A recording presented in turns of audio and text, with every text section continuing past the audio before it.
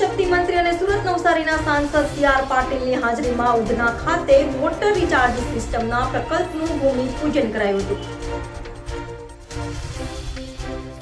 સુરતના ઉધના ખાતે આવેલ ઓલ છત્રપતિ શિવાજી સ્કૂલમાં વોટર રિચાર્જ સિસ્ટમના પ્રકલ્પનું કેન્દ્રીય જળશક્તિ મંત્રી અને સુરત નવસારીના સાંસદ CR પાટીલની હાજરીમાં ભૂમિપૂજન કરાયું હતું।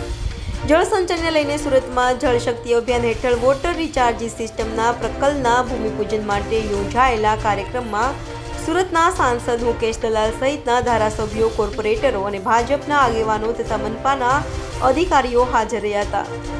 अन्य वडाप्रधानश्रीના નેતૃત્વ હેઠળ સમગ્ર ભારત દેશમાં ભારત સરકારના જલ શક્તિ મંત્રાલય દ્વારા કેચ ધ રેન મહાઅભિયાનની શરૂઆત કરવામાં આવેલ હતી।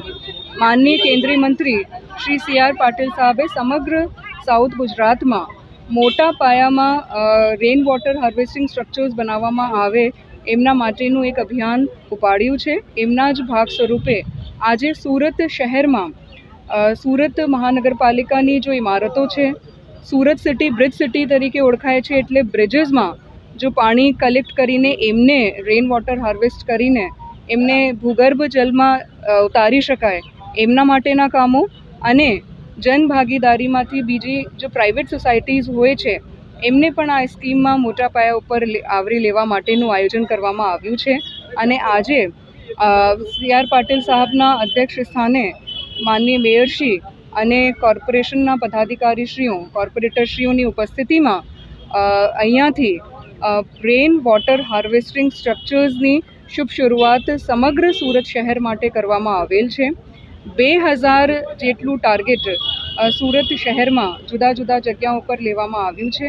આજે ભૂમિપૂજનથી શરૂઆત કરવામાં આવી છે અને ટૂંક સમયમાં આ તમામ જગ્યાઓ પર કામગીરી ચાલુ કરીને વર્ષાનું જો જલ છે એમને ભૂગર્ભ જલમાં ઉતારી શકાય અને એમના કારણે ભૂગર્ભ જલ સ્તર વધી શકે અને જલની ક્વોલિટી ઇમ્પ્રૂવ થાય એમના માટેનું જો આ અભિયાન છે એમાં સુરત મહાનગરપાલિકામાં કામગીરી કરવામાં આવશે।